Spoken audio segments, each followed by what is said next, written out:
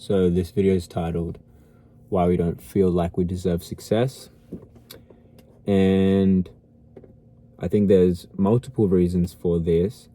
And I was trying to find a pen to write down some notes, but I couldn't find a pen. So I guess I am just going to try and speak authentically. Let's see where this goes. Now, the first reason I think we often believe that we don't deserve success, most of us would agree, is conditioning from society. Now, when I say society, I'm including family, friends, colleagues, teachers, all of that. Okay? We're taught from a very young age that we have to work really hard doing things that, we're not inspired to do, and oftentimes use brute force to achieve our goals and, have success. And this is another tangent, but I feel like school doesn't teach us how to collaborate. And I feel like humans, even though a lot of us can operate on their own individually and achieve great things, like Albert Einstein, locked in his room, doing whatever, I really think there is a significance and beauty in our ability to collaborate with one another. Like we are pack animals, and as the saying goes, I don't know what the saying is, but it's something like multiple minds is better than one mind, or whatever it is. But I think that's really true, and we all believe that, we're competing against each other to secure more money. We're all very ego-driven, and I am too. I'm not saying like I'm not. But we're really ego-driven to, achieve our goals and just make more money than the next person, and we're comparing ourselves, and then, we go to the gym, get more gains so we look better than that guy, and it's just a big slushy of insecurities and fears and all this drama llama.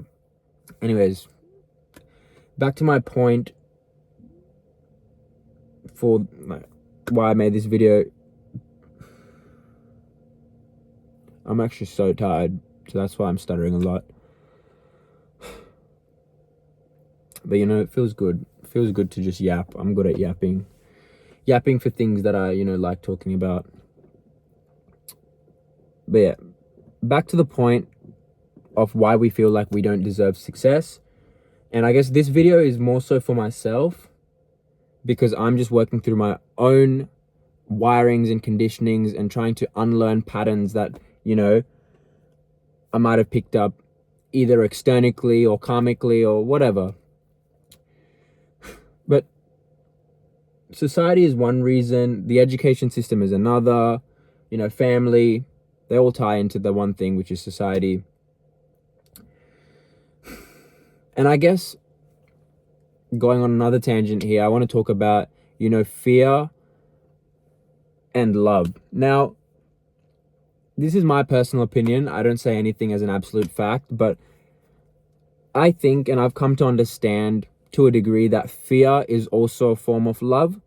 But I would say that fear is more of a love for temporary things and a love for your infatuations, which is not wrong. Like, that is a path you can choose, and there's probably many valuable lessons in that path.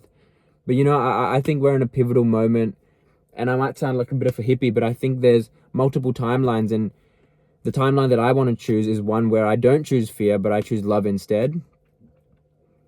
Now, what I mean by that is, I think as a species, we really need to look at things a bit different, and maybe sort of realize and appreciate that everyone has their own value that they can provide to society. Like, I have a very different definition of God, and that's probably a topic for another video, but I think everyone has their own God-given talents, and whatever traumas you've gone through in your life, a lot of times they turn into your biggest strengths. And I think everyone has that, and I think in a way it's our mission and maybe even my mission, I don't know. Maybe this is an infatuation, I'm not sure, but I feel like we should enable, you know, our talent and our gift within us and others. And using that will allow us to move from a place of fear to a place of love. And when we move to a place of love, I don't think we would have situations where we're dreading our jobs or, you know, fearing the fact that we can't pay bills. Maybe I'm hopeful, maybe I'm too optimistic, but I think we can create a society in which, you know, we're abundant in the sense that we are able to give our own abundance and receive abundance from others, and we're not so focused on getting, you know, something we call money and storing that and, you know, investing and then getting passive income from that. You know, I just think it's all stupid, and I don't know why I'm rambling on right now. I don't know how long I'm going to ramble for. I don't know if anyone's ever going to see this video. You know, yeah. So back to the main point of why we think we don't deserve success. That's a really good question, and I'm asking myself that question right now.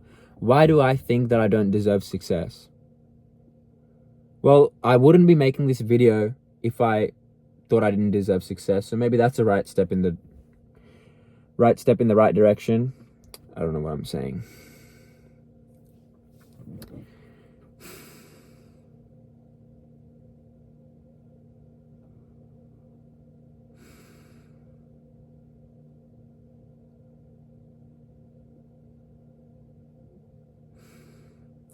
Another thing, you know, I want to talk about as well is social media, and how I've noticed that social media is so fear-driven. Now, I don't think it's necessarily a bad thing in all circumstances, but in some circumstances it is.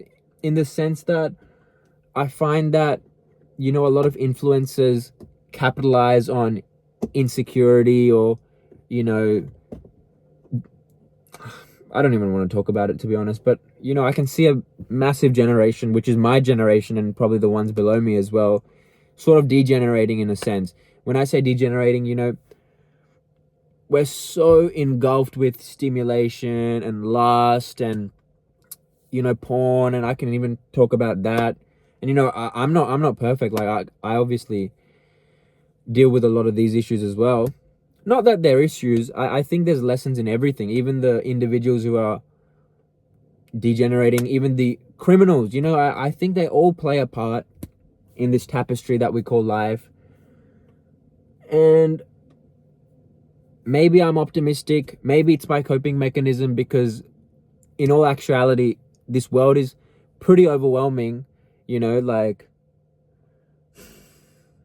we're so far removed from nature. The external world, I feel like, is evolving significantly faster, especially with innovations like AI. It's evolving significantly faster than, you know, our internal atmosphere. And I feel like, and I'm not saying this is a fact, but I feel like we as a species, or maybe me as an individual, is at a pivotal moment where our consciousness, or, you know, our minds are rewiring themselves and reconfiguring themselves to keep up and evolve with this ever-evolving world. I think it's quite necessary. You know, just like there's a pivotal moment in which maybe sea animals turn into land animals, similar to that, or maybe just like how a caterpillar turns into a butterfly, at some point, you know, I think a pivotal transformation can happen. And I hope it happens. Like, I'm excited for it to happen, if it does happen. And I think in order for us to, you know, have this collective evolution, or even an individual evolution within yourself, I think it's important to start shifting our perspective on things. This involves being more mindful of the tendencies that we have, such as gravitating towards fear or anxiety, which I've done a lot of and I still do a lot of, you know. And this is an analogy that I like to give, and I sort of gave this at work as well, is, you know, like our thoughts you know, and everything in our mind, our emotions, they're sort of like kites. Now, mindfulness to me is more so taking a moment to notice all the kites in the sky and consciously, you know, releasing some kites and consciously, you know, holding on to some kites. You know, there's, I think we're always so stimulated, always watching things, thinking about things. You know, everyone's scared of silence. You know, people say, like, people at work tell me, like, oh, like, I don't want to, like, you know, I don't want to do nothing on the weekend, you know, like, there's too much noise in my head. Like, this is a new word I've learned, head noise. You know, when you know, they're not getting stimulated, they get head noise, which is nothing wrong. Like, I also feel that way sometimes, but, you know, I think we have to be more mindful of our head noise and not let it control us, and consciously choose the thoughts we want to think and let go of the thoughts that don't serve us anymore. Now, you know, this video might just be mumbo jumbo to you guys. And, you know, in my head, I'm thinking, oh, why am I not looking at the screen? See, it's so weird for me to look into the camera, and I'm working on this. Like, I can't articulate my thoughts because I don't know. Maybe I just analyze things slightly differently. Maybe I'm on the spectrum a bit, you know, like I have a little bit of autism. Whatever it is, I don't really care. That's also my gift. Why would I choose to think of the thought that that's my downfall? You know what I mean? So, you know, this mindfulness practice, I'm grateful for entering my life. And I guess I think, oh, it's nothing, like, this is something that adults do and should do, and who am I to, you know, talk about this? But, you know, I think there is some value in me disseminating this to other people. And yeah, if this resonates with you, I'm glad. If you've watched till this far, thank you so much. You know, I'd love for you to comment.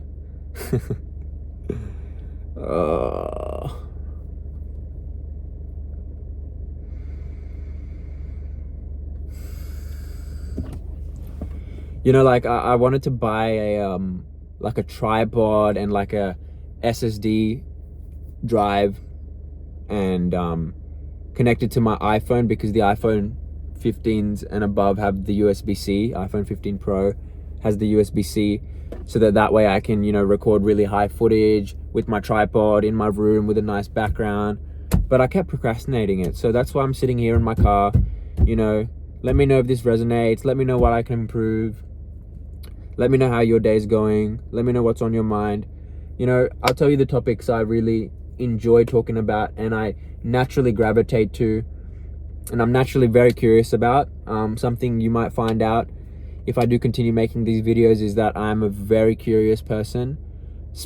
Actually, I think everyone is a curious person, but it's just dependent on what genuinely interests them. And for me, things that genuinely interest me are spirituality. I know that's very vague, but just, you know, being more mindful of this thing called reality and sort of realizing the unity of mind and body and spirit. And I'm also interested in health. I think I'd rather be broke and healthy than rich and super unhealthy, honestly. Being healthy makes me more inspired. You know, I wouldn't sacrifice my health. I wouldn't necessarily do a job that was, you know, compromising my health, especially for a long time. And I know, you know, you might be in a situation where you're in that kind of job and it's really hard, but if you genuinely can't leave that job, that's okay. I think accept that for how it is and realize that that's a lesson that you have to face. However, if you can leave that job, but you're choosing not to purely because out of fear, I reckon take a risk, and leave it. Yeah. Dude, I've covered so many like random topics and tangents. that I don't even know if it's enjoyable to watch or if it makes sense. But, I don't really care too much. It's a process. And, like, it reminds me of my time in door-to-door sales, which was my first job, full-time job, sorry. I dropped out of uni. I was doing a Bachelor of Commerce, and I dropped out of uni. Actually, that's an interesting story. I might just tell it now, if anyone cares or if anyone's listening. So I guess when I was 13, so going back to like year 8, I had an event which was very absurd in the sense that I wasn't expecting it. I'm not going to delve into too much of what happened for now, but let's say it was like a health scare, So at that point, it was like a one-off thing. But at that age, that event, put so much anxiety in me that I was always afraid that it would happen again. I was afraid to be seen as weak. It was just like I felt like I felt so defeated, because even at that age, something like health was quite important to me, I suppose. Like, no one wants to have something wrong with their body, or, the fact that at any moment, something could happen to them. Anyways, so I'm looking back now, I'm very grateful for that event, but that event was a catalyst for so much transformation in my life. Now, for the next few years, I was so in my mind, and I didn't realize this at the time, I was so in my mind, overanalyzing my own, actions in my mind. And look, am I okay? Like, is it going to happen again? Like, just, observing myself with so much detail. And like, I guess I went from somewhat like, out there, a little bit confident. Like, I was always an introvert, but, I was kind of confident. I was like goofy. I went to like pretty quiet, anyways, so those few years, like age 13 up till now, I'm 21, I became very introspective. The only comfort I got was watching like YouTubers, like hippie YouTubers. There's one YouTuber I used to watch a lot. His name, he changed it now, but his name currently is Vishuddha Das. He's like this white dude. And he was like a hippie, and, he would talk about like Eastern philosophies, Buddhism, Hinduism, his experiences smoking weed, his experiences smoking DMT, I think he did. I don't remember now, it's been many years.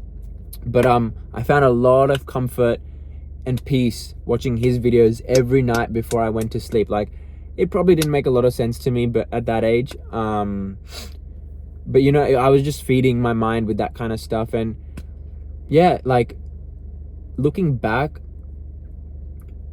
listening to those videos and, sleeping were like the most peaceful parts and the most enjoyable parts of my day, which is quite strange. And I don't think I've had such a rested and like happy sleep in a while, and there's probably a few reasons for that.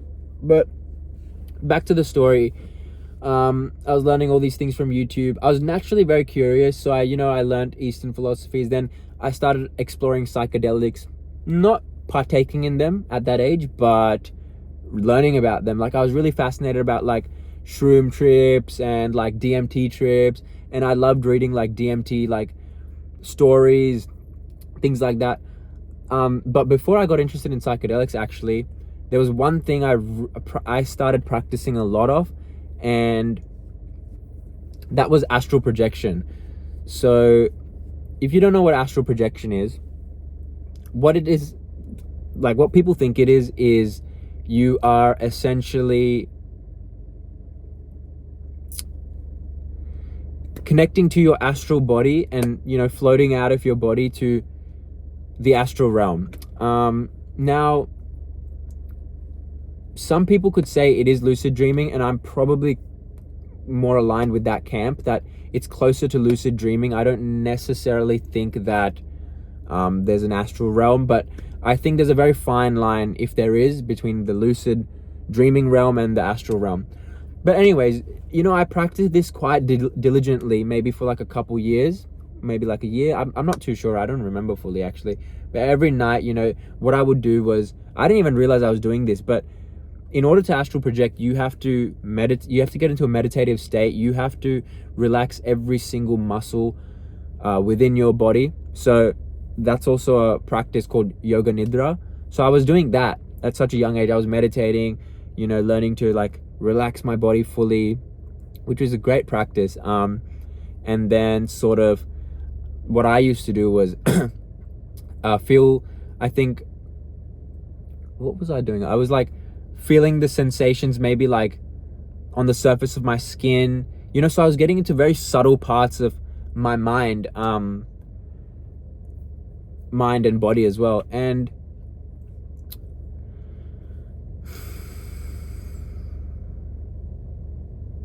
lost my train of thought.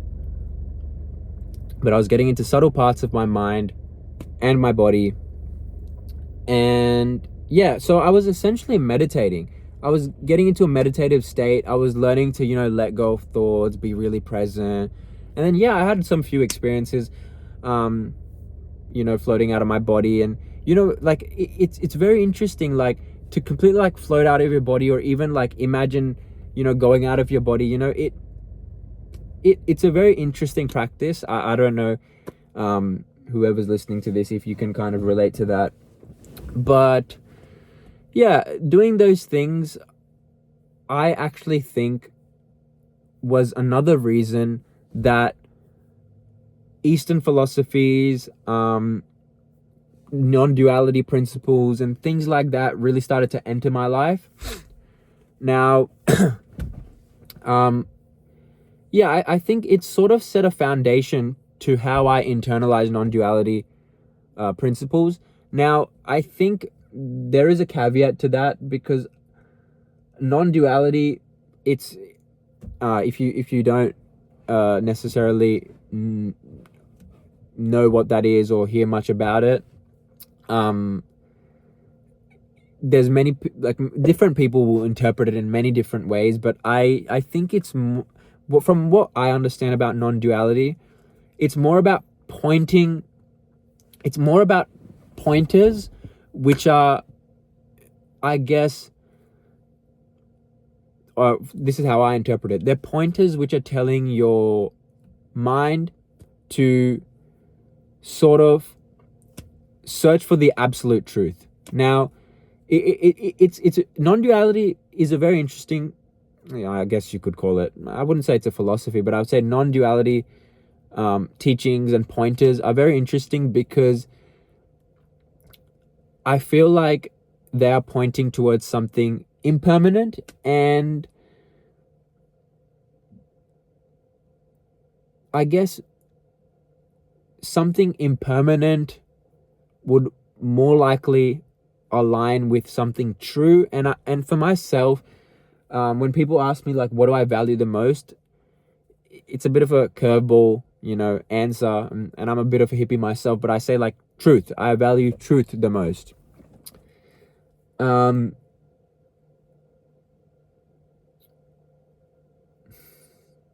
I don't know where I'm going with this, but yeah, it's 24 minutes now. Yeah, I really resonate with these, authentic style content. I really feel like I enjoy conversations, and I'm able to have fulfilling conversations at times with people. And, I've noticed that people enjoy and feed off that energy. I don't try and get too woo-woo hippie or meaning of life. I don't try and get too much into that with most people, especially because I feel like it can be ungrounding. In this, reality that we are, it's pretty dense. And I feel like there is a lot of karmic debt, so to speak, that we have to work off. and we have obligations like sourcing food, making money, chores, whatever. And you can't just sit there and be like a woo-woo hippie. I mean, if you wanted to, you probably could. I've heard of yogis in the Himalayas who do that. Yeah. Anyways, back to the main theme of this video, which was, why do we feel like we don't deserve success, or something along those lines? Yeah, that's a good question, and I'm feeling like that right now. If you're feeling like that,